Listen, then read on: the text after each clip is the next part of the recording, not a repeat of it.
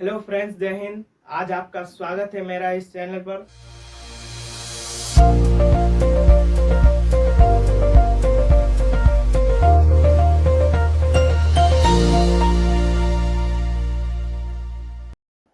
देखिए आज का टॉपिक क्या है कि गोलीय दर्पण क्या है।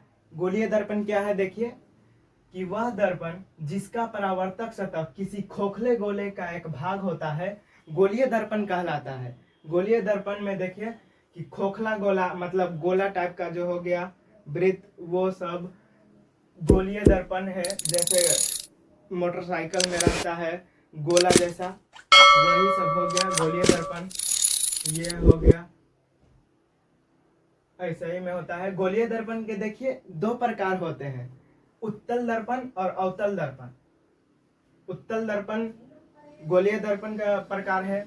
और समतल दर्पण के देखिए, समतल दर्पण में बने प्रतिबिंब की विशेषताएं देखिए। समतल दर्पण में बने प्रतिबिंब की विशेषताएं निम्नलिखित है। जैसे जैसे लिखे हैं उसी तरह प्रकार से हम समझाते चलेंगे कि समतल दर्पण में काल्पनिक प्रतिबिंब बनता है। पहला हो गया, समतल दर्पण में काल्पनिक प्रतिबिंब बनता है। इसमें सीधा प्रतिबिंब बनता है। इसमें वस्तु के बराबर प्रतिबिंब बनता है। देखिए वस्तु जितना बड़ा रहेगा उतना ही बड़ा प्रतिबिंब बनेगा। अब देखिए आगे क्या है कि इसमें उतना ही पीछे प्रतिबिंब बनेगा जितना वस्तु आगे होता है। समतल दर्पण में जितना पीछे वस्तु आगे होता है उतना ही पीछे वस्तु का प्रतिबिंब बनता है। इसमें बना प्रतिबिंब पार्श्विक रूप से उल्टा होता है। देखिए इसमें पार्श्विक रूप से उल्टा होता है, समझिए। और फिर देखिए ये भी क्वेश्चन है कि उत्तल दर्पण और अवतल दर्पण में क्या अंतर है। तो ये देखिए कि उत्तल दर्पण और अवतल दर्पण में निम्नलिखित अंतर है। पहला देखिए कि वह गोलीय दर्पण जिसका परावर्तक सतह उठा होता है। जैसे देखिए उत्तल दर्पण में जो होता है लगा हुआ वो उठा होता है। जैसे देखिए उत्तल दर्पण का ये जो है परावर्तक सतह, ये वाला ये इधर से उठा है ना, इसी प्रकार ये उठा होता है। इस पार्ट से भी देखिए ये उठा है, उत्तल दर्पण में उठा होता है। और अवतल दर्पण में देखिए इसका उल्टा है। अवतल दर्पण वह गोलीय दर्पण जिसका परावर्तक सतह धंसा होता है। अब अवतल दर्पण में देखिए कि इसमें धंसा होगा, इसका परावर्तक सतह धंसा होगा। देखिए ये वाला जो है धंसा है, ये क्या बोले हैं, रजतीत सतह, ये परावर्तक सतह, ये धंसा है, इस पार से धंसा है। अब देखिए दूसरा पॉइंट क्या है कि इसका फोकस दूरी धनात्मक होता है। इसका फोकस दूरी धनात्मक होता है। जब हम आगे पढ़ेंगे चिन्ह परिपाटी में तो उसमें पता चल जाएगा कि धनात्मक ऋणात्मक इसमें कैसे होता है। इसका फोकस दूरी ऋणात्मक होता है और अवतल दर्पण में ऋणात्मक होता है। और फिर देखिए इसमें हमेशा काल्पनिक प्रतिबिंब बनेगा। इसमें हमेशा काल्पनिक और सीधा प्रतिबिंब बनता है। उत्तल दर्पण में हमेशा काल्पनिक और सीधा प्रतिबिंब बनता है। इसमें देखिए वास्तविक और काल्पनिक दोनों प्रतिबिंब बनता है। इसमें वास्तविक और काल्पनिक दोनों प्रतिबिंब बनता है। अब देखिए कि इसमें सीधा छोटा प्रतिबिंब बनता है। इसमें उत्तल दर्पण जो है उसमें सीधा और छोटा प्रतिबिंब बनता है। और देखिए इसमें अवतल दर्पण में उल्टा बड़ा छोटा वस्तु के बराबर प्रतिबिंब बनता है। और इसमें अवतल दर्पण जो है उसमें उल्टा प्रतिबिंब बनता है, वास्तविक प्रतिबिंब बनता है। और इसमें वस्तु के बराबर भी प्रतिबिंब बनता है, उसके बड़ा भी प्रतिबिंब बनता है और उसके छोटा भी प्रतिबिंब बनता है। वही अवतल दर्पण का विशेषता है या निम्नलिखित अंतर है। यही है उत्तल दर्पण का अंतर। देखिए अब आगे का टॉपिक क्या है। आगे का टॉपिक है देखिए प्रकाश का प्रकीर्णन। प्रकाश का प्रकीर्णन का इंग्लिश क्या होता है, देखिए इंग्लिश में क्या कहते हैं, लाइट रे। लाइट रे देखिए क्या होता है, सीधी रेखा या सरल रेखा में गमन करने वाली किरण को हम प्रकाश किरण कहते हैं। प्रकाश किरण सीधी रेखा में गमन करता है। जैसे देखिए ये है सूरज, सूरज है, ये हो गया जमीन, पृथ्वी, मैदान नीचे का। इससे जो प्रकाश किरण आती है तो सीधी रेखा में आती है। इसी को हम कहते हैं प्रकाश किरण। प्रकाश किरण का अर्थ होता है सीधी रेखा में गमन करने वाली किरण को ही हम प्रकाश किरण कहते हैं। देखिए अब आगे का टॉपिक क्या है, प्रकाश पुंज क्या है। प्रकाश पुंज या किरण पुंज, इसको इंग्लिश में क्या कहते हैं, बीम ऑफ लाइट।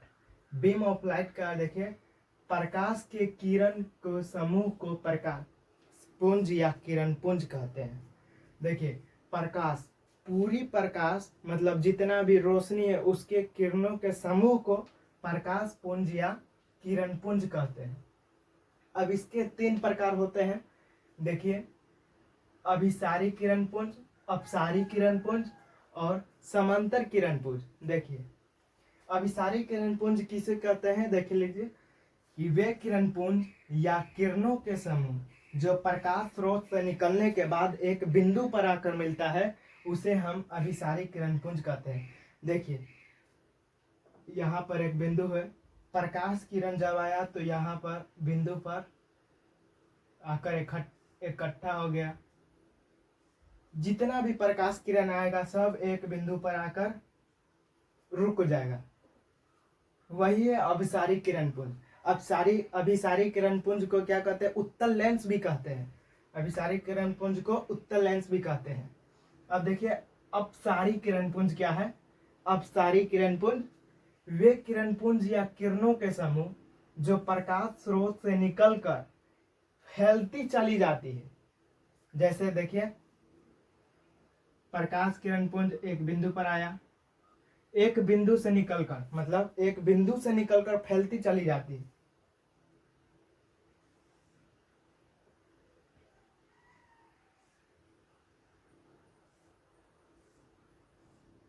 फैलती चली जाती है, एक बिंदु से निकलकर फैलती चली जाती है। अपसारी किरण पुंज का मतलब प्रकाश किरण प्रकाश स्रोत से जब आता है तो सीधा फैलता चला जाता है। अब समांतर किरण पुंज देखिए वे किरण पुंज या किरणों के समूह जो एक दूसरे के समांतर होता है। देखिए समांतर कैसे होगा, एक दूसरे के समांतर, एक दूसरे के समांतर पैरेलल होगा, एक दूसरे के समांतर।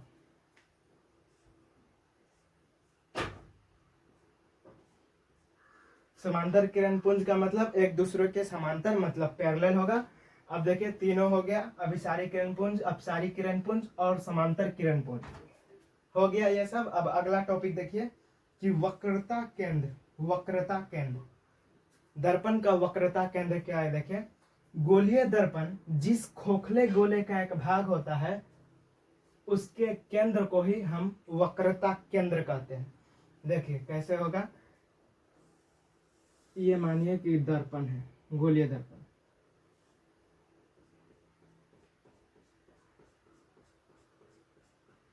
इसका जो केंद्र है वही है वक्रता केंद्र।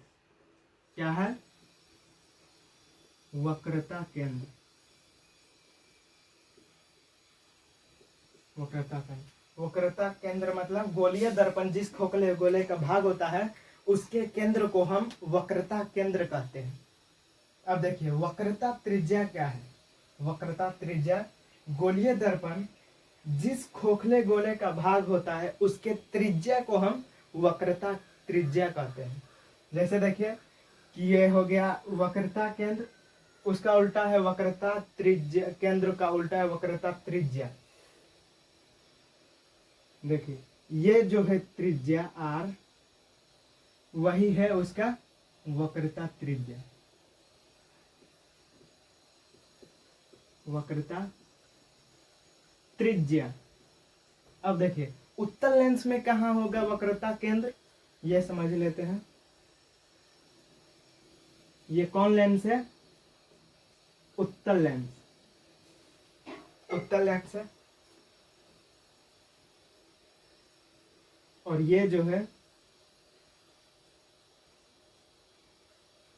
अवतल लेंस है।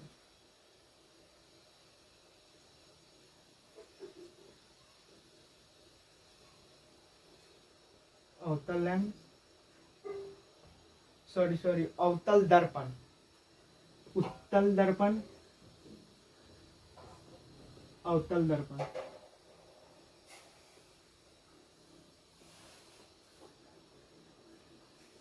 अवतल दर्पण। अब देखिए आगे बढ़ते हैं, दर्पण का ध्रुव। देखिए दर्पण का ध्रुव, इसका इंग्लिश में क्या कहते हैं, pole of mirror. Pole of mirror मतलब बिंदु, ध्रुव, ध्रुव मतलब एक बिंदु, समझ लीजिए। दर्पण के मध्य बिंदु को हम दर्पण का ध्रुव कहते हैं। जैसे देखिए कि ये उत्तल दर्पण है, इसका जो मध्य बिंदु है ये वाला, इसको हम क्या कहेंगे, ध्रुव कहेंगे, मतलब पोल कहेंगे।